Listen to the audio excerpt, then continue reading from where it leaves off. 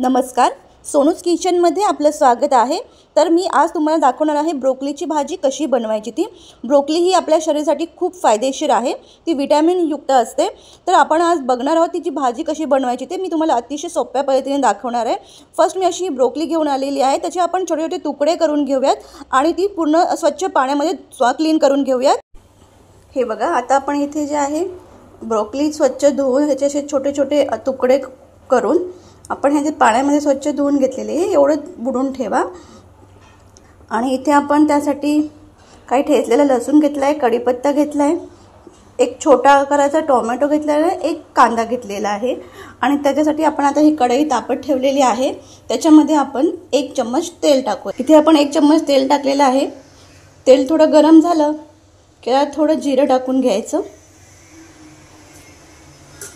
जिरं थोडं तडतडलं की त्यामध्ये लसूण टाकून घेऊयात।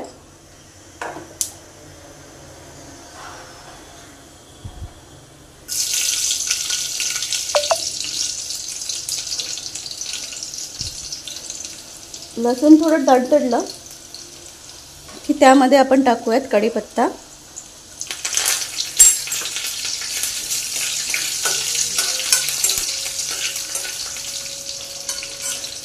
त्यामध्ये आपण कांदा टाकून घेऊयात।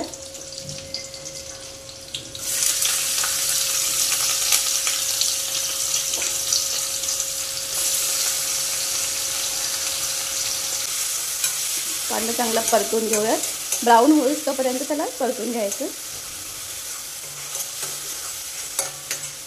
कांदा थोडा ब्राऊन कलरचा झालेला आहे, त्याच्यामध्ये आपण आता टोमॅटो टाकून घेऊयात, हलवून घेऊयात।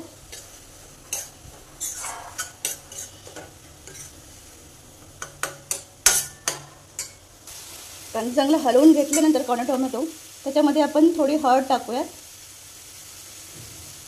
अर्धा चम्मच 1/4 चम्मच हळद, हाफ चम्मच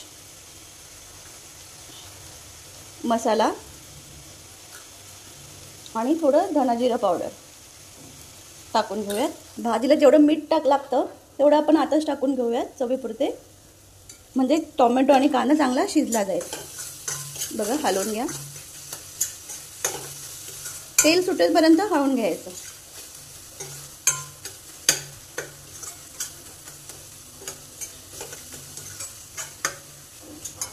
कांदा टोमॅटो बघा चांगला शिजलेला आहे। आता ह्याच्यामध्ये आता आपण ब्रोकोलीचे तुकडे टाकून घेऊयात।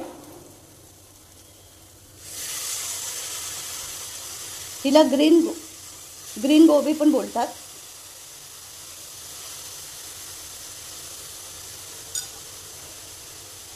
हलवून घेऊयात।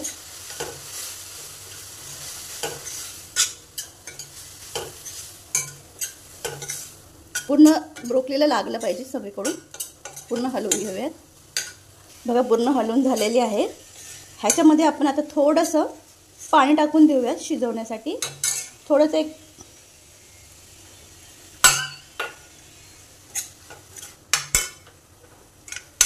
फक्त शिजण्यासाठी।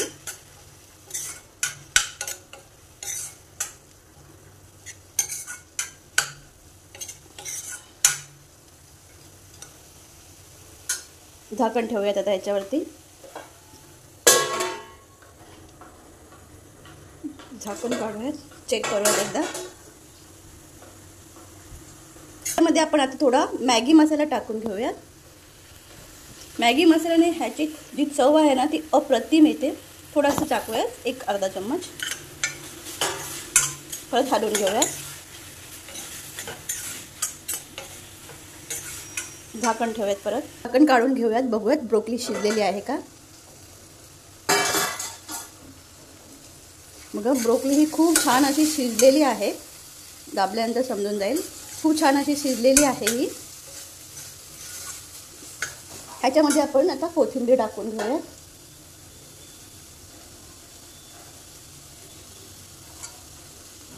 हलवून घेऊयात।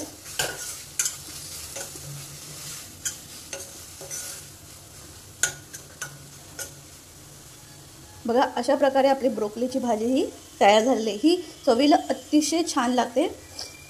तुम्ही अशा माझ्या पद्धतीने नक्की ट्राय करून बघा। तुम्हाला ही रेसिपी आवडली असेल तर माझ्या चॅनलला सबस्क्राईब करा.